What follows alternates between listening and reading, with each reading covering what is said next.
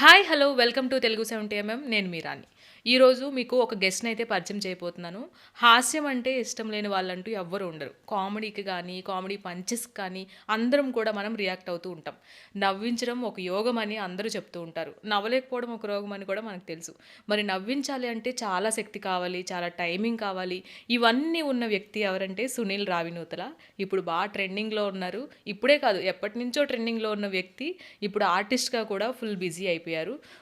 ఆయనతో ఈరోజు మాట్లాడి అసలు ఆయన జర్నీ ఎలా స్టార్ట్ అయింది, ఇప్పుడు ఎలా ఉంది ఆయన కెరీర్ అని మాట్లాడదాం. హలో అండి. హలో. అసలు ఎలా వచ్చింది ఆ మేనరిజం కానీ ఆ పోలికలు కానీ ఏమీ కనిపించవు మీ దాంట్లో, కానీ జగన్ గారినే హైలైట్ చేయాలి, ఇమిటేట్ చేయాలని ఎలా అనిపించింది అసలు?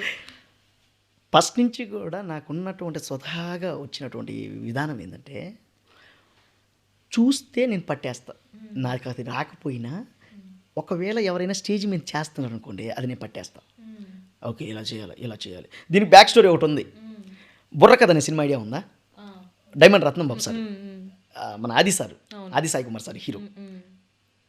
జగన్ అన్న గారి వాయిస్ కావాలని చెప్పేసి వాళ్ళు పిలిచారు నన్ను. ఎవరో మహానుభావుడు అజ్ఞాతవాసి నన్ను ఎవరిచ్చారు. ఆయన నాకు ఫోన్ చేశాడు, గుడిసెలో కొనుక్కోనున్నా.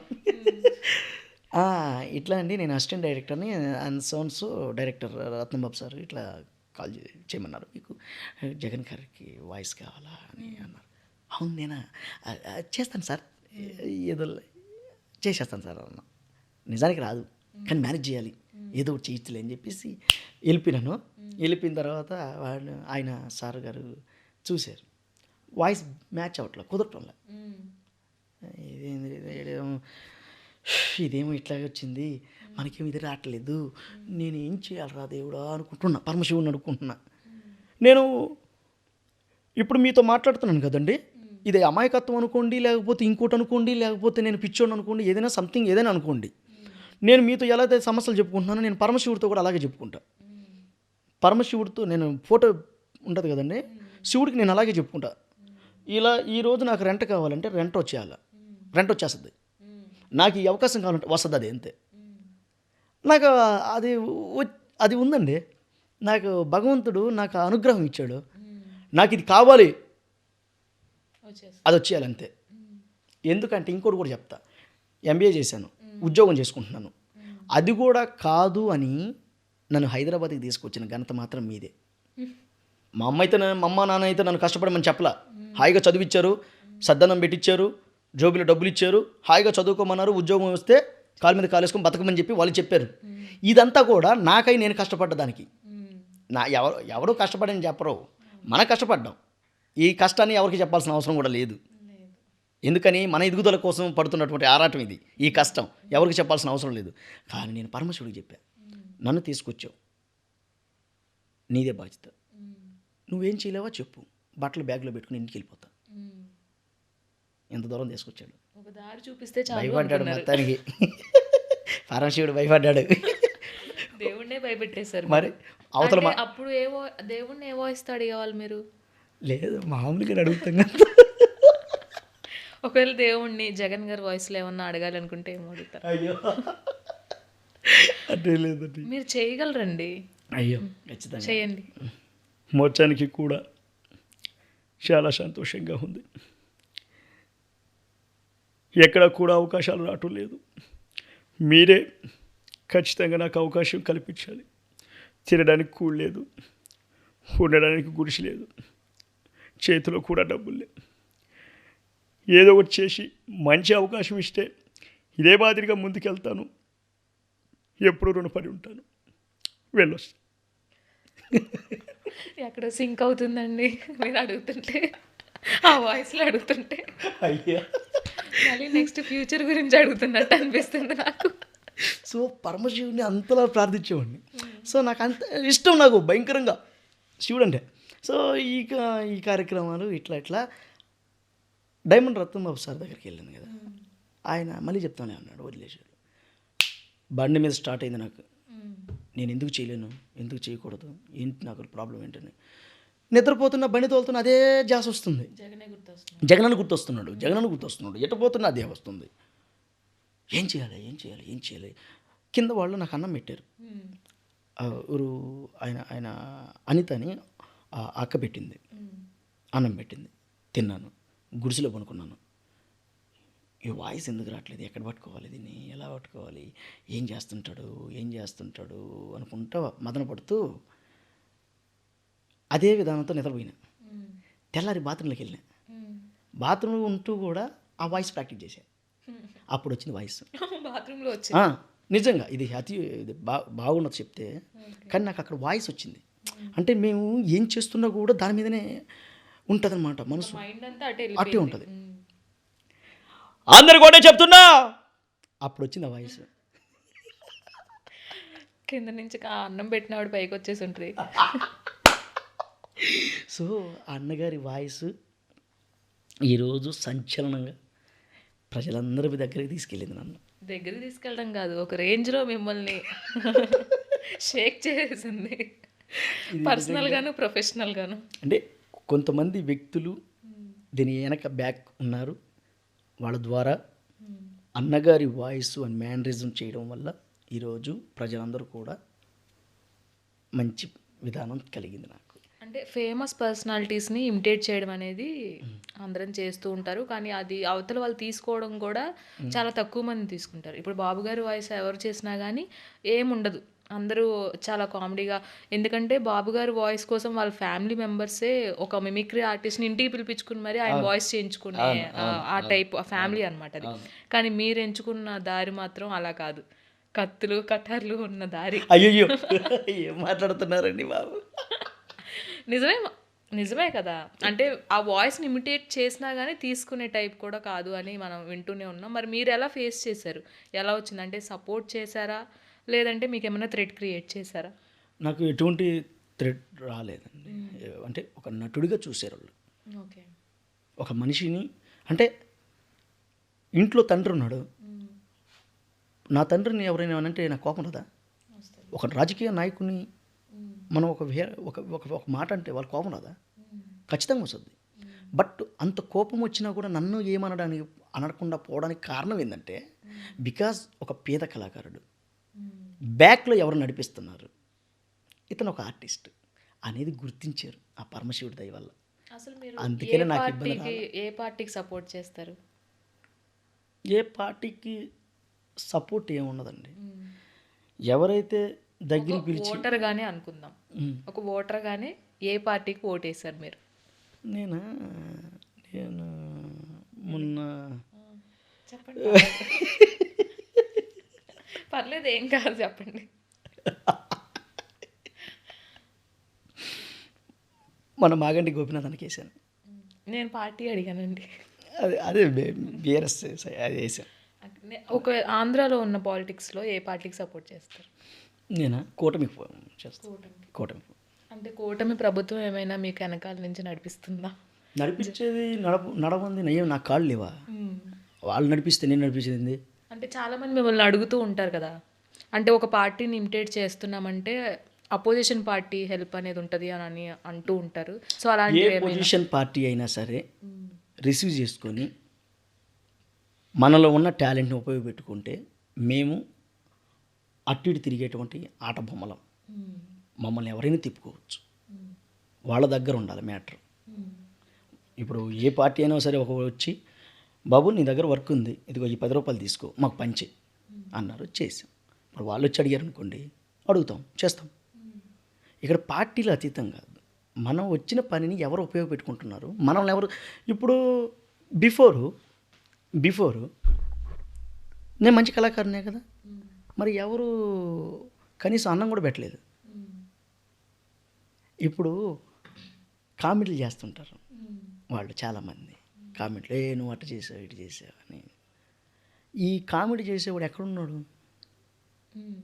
నేను గెరికలో కొనుక్కున్నప్పుడు ఏడున్నావు? కళాకారులు ఏమో గుర్తించరు, బూతులు తిట్టేవాడిని ఏమో పైకి లేపుతారు. ఏంది ఇది?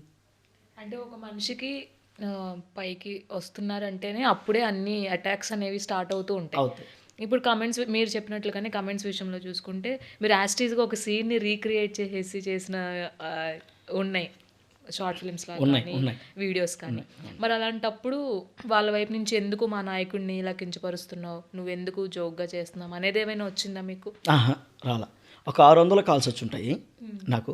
రోజు కాల్ ఓపెన్ చేస్తే ఒక 20, 30, 40, 50, 100 కాల్స్ అట్లా ఉండేది నాకు. ఉంటే వాళ్ళు, తమ్ముడు ఒకటి మాత్రం కన్ఫర్మ్, నువ్వు ఏది దృష్టిలో పెట్టుకున్నావో ఏంటో నీ వెనక ఏందో నాకు తెలియదు, కానీ మా నాయకుడు ఇట్లా అంటున్నావు, అది బాధగా ఉంది. కానీ నువ్వు ఆ చేసేది పక్కన పెడితే, నువ్వు ఏదైతే డైలాగులు ఏదైతే స్క్రిప్ట్ ఉందో దాన్ని పక్కన పెడితే అంత యాస్టీస్గా ఎలా చేయగలిగావు? అసలు జగన్ అన్నని ఆ ఫేస్లో కానీ ఆ మోడ్యులేషన్లో కానీ ఎలా తీసుకొచ్చావు నువ్వు అసలు అని దాన్ని ఆశ్చర్యపోవడానికి చాలామంది కాల్ చేశారు నాకు. అవును, కొన్ని మీరు మాట్లాడుతుంటుంటే ఒక్కోసారి ఆ ఫేషియల్ ఎక్స్ప్రెషన్స్ కూడా జగన్ గారి లాగా అనిపిస్తుంది.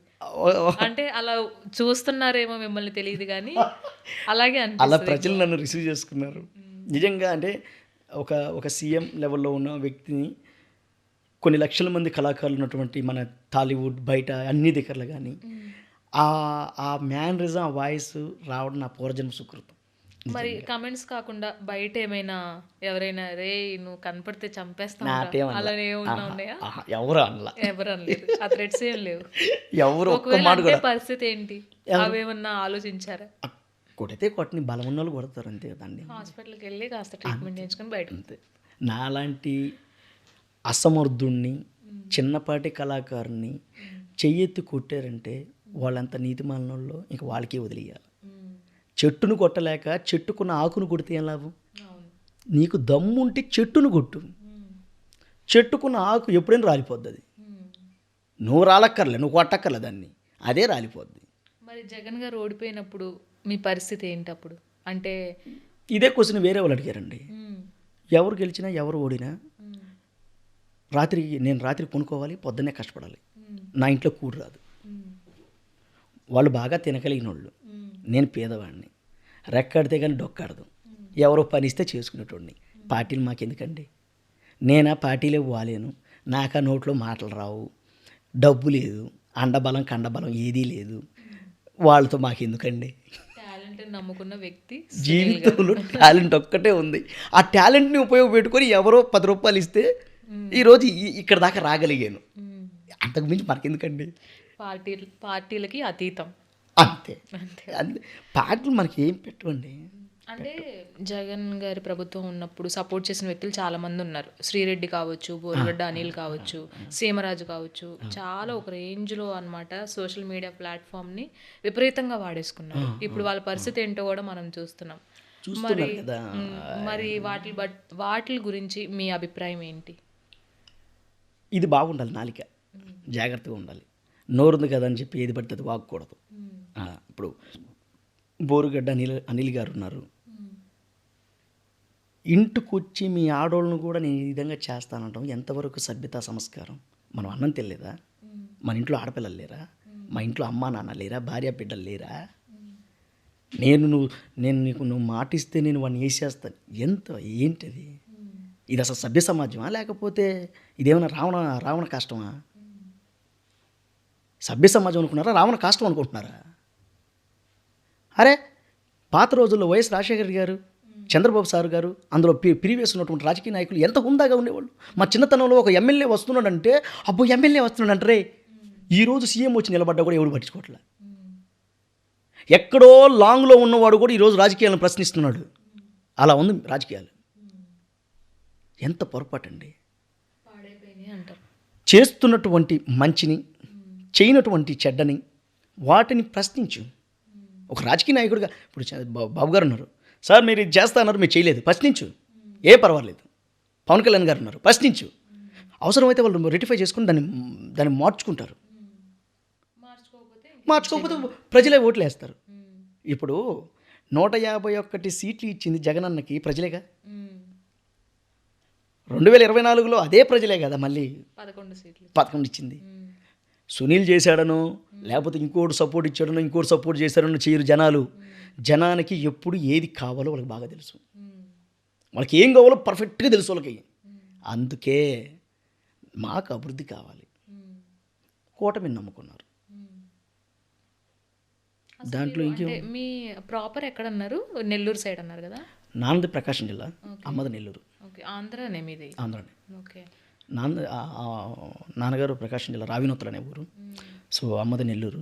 ఇద్దరు డ్రామా ఆర్టిస్టులుగా లవ్ మ్యారేజ్ చేసుకొని సో వాళ్ళు కళారంగంలోకి అడుగుపెట్టాక కళాన్ని పోషిస్తూ అక్కడి నుంచి స్టార్ట్ అయ్యి కొన్ని సంవత్సరాలు అక్కడ వర్క్ చేసి తర్వాత వాళ్ళు రేడియో కేంద్రంలో వర్క్ చేయడం, తర్వాత వరంగల్కి రావడం, వరంగల్లో కూడా కొన్ని ఆ, నాటకాలు అవన్నీ చేయడం.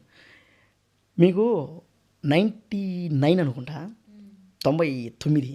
ఆ 99లో నేను చిన్నోడిని. రాముడి యొక్క గొప్పతనం మా నాన్న రాముడు, మా అమ్మ సీత ఇద్దరు కలిసి ఒక నాటకం వేశారు రాముడి యొక్క గొప్పతనం గురించి. రామాయే ఏడవకు శ్రీరామాయే ఏడవకు ఏడవాబో కయ్యా నువ్వు కుమలాబో కయ్యా ఏడిస్తే నీ రాజం నెత్తురులే పారెనయ్యా ఏడవాబో కయ్యా నువ్వు కుమలాబో కయ్యా. ఈ నాటకం ఢిల్లీ నుంచి ఇక్కడ దాకా పాదయాత్ర చేశారు. ఇప్పుడు రాముడు గొప్పని, లేకపోతే మేము గొప్పని, వాడు గొప్పని, ఈడు గొప్పని ఇప్పుడు మాట్లాడుతున్నారు. నాన్న అమ్మగారు అప్పట్లోనే రాముడి యొక్క గొప్పతనం గురించి నాటకాలు వేశారు. భక్తి మనసులో ఉండాలి, చెప్పాల్సిన అవసరం లేదు. సరే, ఇప్పుడు జగన్ గారి గురించి మాట్లాడుకుంటూ ఉన్నాము. జగన్ గారిది ఏదన్నా మీకు ఫేవరెట్ డైలాగ్ మీకు చెప్పింది అంటే నన్ను బాగా జనాల్లోకి తీసుకెళ్ళింది ఏది అని? అన్నీ తీసుకెళ్ళి అన్ని అన్నీ తీసుకెళ్ళి ఏ ఒకటి వద్దు, ఇది వద్దు, ఇది ముద్దు, అది ఏం లేదు. అన్ని జనాల దగ్గరికి వెళ్ళాం, జనాల దగ్గరికి వెళ్ళాం, అన్నీ వెళ్ళాయి. ఒకటి ఏదైనా ఒకటి. అదే మామూలుగా ఆయన ఎలక్షన్లో అట్లా అప్పుడు అప్పుడు అంటే దాన్ని చూశాను. అదే అవ్వాతాతల ఓట్లు ఏమయ్యాయో తెలియట్లేదు, అక్క చెల్లెమ్మల ఓట్లు ఏమయ్యాయో తెలియటం లేదు. నేనన్నీ కూడా మీ అందరికీ నచ్చినట్టే చేశాను, కానీ ఇవాళ ఇలా జరుగుతుంది నేను కళ్ళ కూడా అనుకోలేదు. ఏదేమైనప్పటికీ కూడా మరొకసారి మీ ముందుకు రాబోతా ఉన్నా. వెళ్ళొస్తానక్క, వెళ్ళొస్తా చెల్లి, వెళ్ళొస్తా. అట్లా అన్నగారి వాయిస్ నాకు రావడం, సో ఇది చేయడం. తర్వాత కులం చూడం, మతం చూడం, మీ అందరికీ కూడా సమాత్ర న్యాయం చేస్తానని మనసు పూర్తిగా చెప్తూ వెళ్ళొస్తానక్క, వెళ్ళొస్తా చెల్లి, వెళ్ళొస్తా. ఓకే, ఇది ఈరోజు సునీల్ రావినూతల గారితో ఒక ఇంటర్వ్యూ అనమాట. సో ఇంకా ఇలాంటి మరిన్ని ఇంటర్వ్యూస్తో మళ్ళీ మీ ముందుకు వస్తాను. అప్పటి వరకు బాయ్.